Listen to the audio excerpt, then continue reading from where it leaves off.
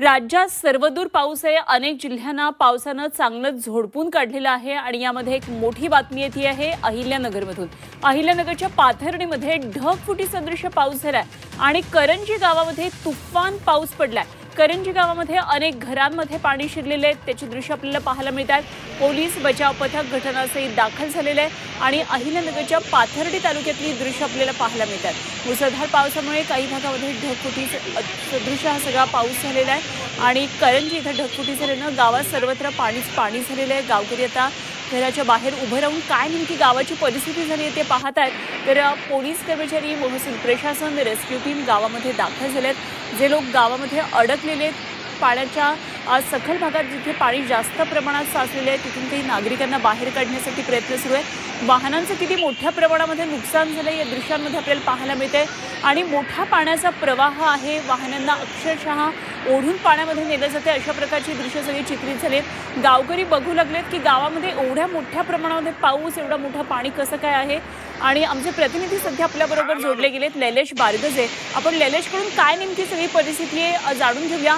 लैलेश, पाथर्डीमध्ये ढगफुटी सदृश हा पाऊस झालाय आणि दृश्यांमध्ये पावसाची सगळी जी दाहक चित्र आहेत ती समोर येऊ लागली आहेत। बचाव पथक सुद्धा काम सुरू झालेलं आहे। काय काय नेमके अपडेट आहेत, काय झालं गावामध्ये? निश्चितच अनुपमा, काल 4 वाजेपासून पाऊस सुरू झालेला आहे। संबंध जिल्ह्याभरात पाऊस आहे, मात्र पाथर्डी आणि शेवगाव हे जी 2 तालुके आहेत पूर्वेकडच्या साईडला, या ठिकाणी मात्र मोठा ढगफुटी सदृश पाऊस झालेला आहे। प्रामुख्याने करंजी हे जे गाव आहे ते डोंगराच्या कडेला असलेलं गाव आहे। त्या ठिकाणी मोठा पूर आलेला आहे। जे नदी नाले आहेत ते दुथडी भरून वाहत आहेत, त्यासोबतच ढगफुटी सदृश पाऊस झाल्यामुळे सर्वत्र पाणी झालेलं आहे। त्यामुळे शेतीमालाचं तर नुकसान झालेलंच आहे, त्याबरोबरच जे पाळीव प्राणी आहेत, गाय, म्हैस, शेळ्या यांचं देखील मोठ्या प्रमाणात नुकसान झालेलं आहे। घरासमोर असलेल्या गाड्या सगळ्या वाहून गेलेल्या आहेत किंवा पूर्ण पाण्याखाली गेलेल्या आहेत।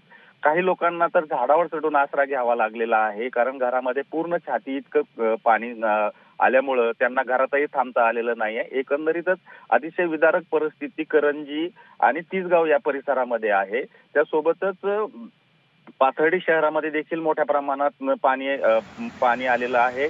पेठेमध्ये संपूर्णतः पाणी पाहायला मिळतंय, घरामध्ये पाणी गेलेलं आहे, हॉटेलमध्ये पाणी गेलेलं आहे। अशा सर्वत्र पाणी ह्या पाथर्डी तालुक्यामध्ये सगळ्यात जास्त पाहायला मिळतंय।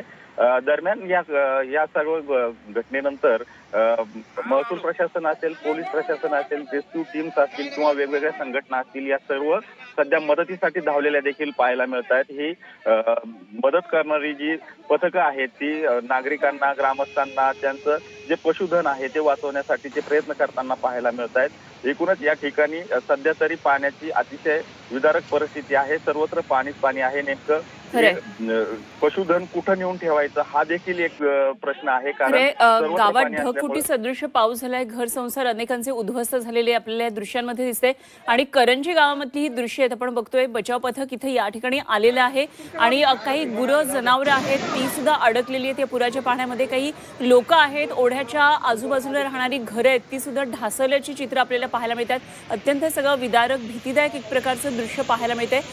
धन्यवाद लैलेश, दिलेल्या आतापर्यंतच्या या सगळ्या माहितीसाठी आणि वेळोवेळी आपल्याकडून आणखी माहिती जाणून घेत राहू। तुर्तास धन्यवाद दिलेल्या माहितीसाठी। लैलेश बारगजे आमचे प्रतिनिधी आपल्याबरोबर होते। पाथर्डीमध्ये ढगफुटी सदृश पाऊस झालाय, त्याची दृश्य आपण पाहतोय।